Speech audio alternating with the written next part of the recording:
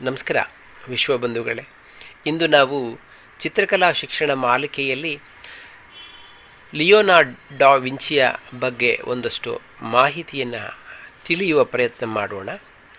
Leonard ಡಾ Vinci 1452ರಿಂದ 1519 ತನಕ ಇದ್ದಂತಹ ಖ್ಯಾತ ಕಲಾವಿದ, ವಿಜ್ಞಾನಿ ಮತ್ತು ಪ್ರಸಿದ್ಧ ಚಿಂತನಕಾರ ಅಂದರೆ ತಪ್ಪಾಗಲಾರದು.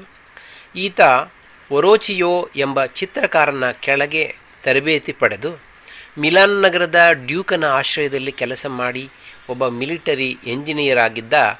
ವಾಸ್ತು, ಶಿಲ್ಪ, ಚಿತ್ರಕಲೆಗಳ ವಿಷಯದಲ್ಲೂ ಆಸಕ್ತನಾಗಿದ್ದ. ಯಂತ್ರ ನಿರ್ಮಾಣದ ವಿಚಾರದಲ್ಲಿ ಆತ ಬರೆದಿಟ್ಟ ನಕ್ಷೆಗಳು, ಚಿತ್ರಗಳು, ಸಿದ್ಧಾಂತಗಳು ಬೇಕಾದಷ್ಟಿವೆ. ಅವನನ್ನು ಈ ಪುನರುಜ್ಜೀವನ ಯುಗದ ಪ್ರಥಮ ವ್ಯಕ್ತಿ ಎಂದು ಹೇಳಿ ಕರೆಯುತ್ತಾರೆ.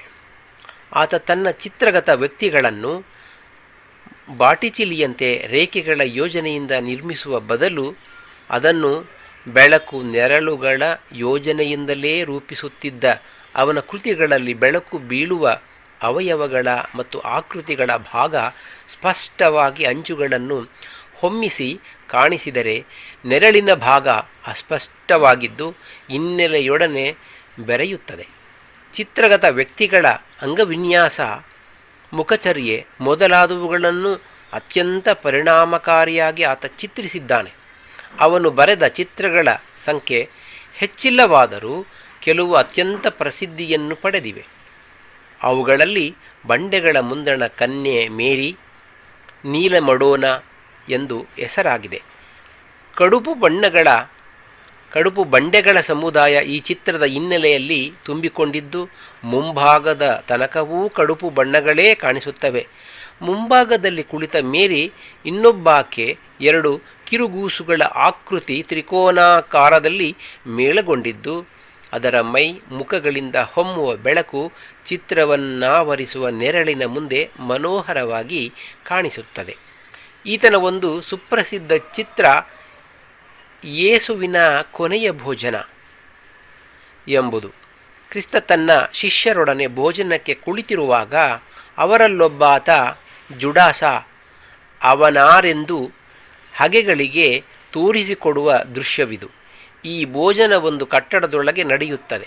ಕಟ್ಟಡದ ಹಿಂದಿನ ಕಪ್ಪುಗೋಡೆಯೊಂದು ಚಿತ್ರದ ಹಿನ್ನೆಲೆಯನ್ನು ಆವರಿಸುವಂತೆ ಅಲ್ಲಿನ 3 ಕಂಡಿಗಳು ಕತ್ತಲೆಗೆ ವಿರುದ್ಧವಾದ ಬೆಳಕನ್ನು ಹೊಮ್ಮಿಸುತ್ತವೆ.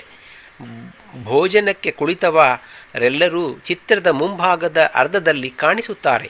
ಈ ಕೊಠಡಿಯ ಗೋಡೆ ಮತ್ತು ಕಿಟಕಿಗಳ ಸಮಾನಾಂತರ ರೇಖೆಗಳು ದಿಗಂತದಲ್ಲಿ ಕೂಡುವ ಬಿಂದು ಕಥೆಯ ಕೇಂದ್ರ ವ್ಯಕ್ತಿಯಾದ ಕ್ರಿಸ್ತನ ತಲೆಯ ಹಿಂದೆ ಅಡಗಿದೆ. ಕ್ರಿಸ್ತನಿಗೆ ಜುಡಾಸ್ ಬಗೆಯುತ್ತಿರುವ ದ್ರೋಹ ಈ ಚಿತ್ರದಲ್ಲಿ ಅತ್ಯಂತ ಮಾರ್ಮಿಕವಾಗಿ ಬಂದಿದೆ. ದ್ರೋಹಿ ಜುಡಾಸ್ ಎದ್ದು ಕಾಣಿಸುತ್ತಾನೆ. ಅದರಂತೆ ಕ್ರಿಸ್ತನ ಅನ್ಯ ಶಿಷ್ಯರು ಕಾಣಿಸುತ್ತಾರೆ. ಚಿತ್ರವೆಂಬುದು ಮನುಷ್ಯನ ಆತ್ಮದ ಉದ್ದೇಶವನ್ನು ಬಿಂಬಿಸಬೇಕು ಎಂಬ ತನ್ನ ತತ್ವವನ್ನು ಲಿಯೋನಾರ್ಡ್ ತನ್ನ ಈ ಚಿತ್ರದಲ್ಲಿ ಸಫಲವಾಗಿ ಸಾಧಿಸಿದಂತಿದೆ. ಆತನ ಇನ್ನೊಂದು ಜಗದ್ವಿಖ್ಯಾತ ಚಿತ್ರ ಮೊನಾಲಿಸಾ ಎಂಬುದು. ಇಲ್ಲಿರುವ ಒಬ್ಬಳು ಹೆಂಗಸಿನ ಊರ್ಧ್ವ ಶರೀರ ಈ ಚಿತ್ರದ ಮುಕ್ಕಾಲಾಂಶವನ್ನು ತುಂಬುತ್ತದೆ. ಬೆಂಗಡೆಯಲ್ಲಿ ಅನಂತ ದೂರಕ್ಕೆ ಚಾಚಿಕೊಂಡಿರುವ ನಿಸರ್ಗ ದೃಶ್ಯವಿದೆ. ಬಾನಿದೆ.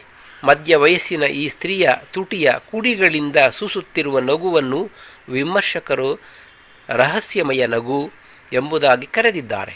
ಈ ಚಿತ್ರಕ್ಕಾಗಿ ವಿಂಚಿ ಬಳಸಿಕೊಂಡ ಈ ಸ್ತ್ರೀ ಯಾವಳೇ ಇರಲಿ, ಅವಳು ಆದರ್ಶ ಚೆಲುವೆಯೇನಲ್ಲ. ಆದರೆ ಅವನು ಅವಳನ್ನು ಆದರ್ಶ ತಾಯಿಯಂತೆ ಚಿತ್ರಿಸಿದ ಬಗೆಯಿಂದಾಗಿ ಈ ಚಿತ್ರ ಅವನಿಗೆ ಜಗತ್ತಿನ ಉದ್ದಕ್ಕೂ ಖ್ಯಾತಿಯನ್ನು ದೊರಕಿಸಿಕೊಡುತ್ತದೆ. ನಮಸ್ಕಾರ.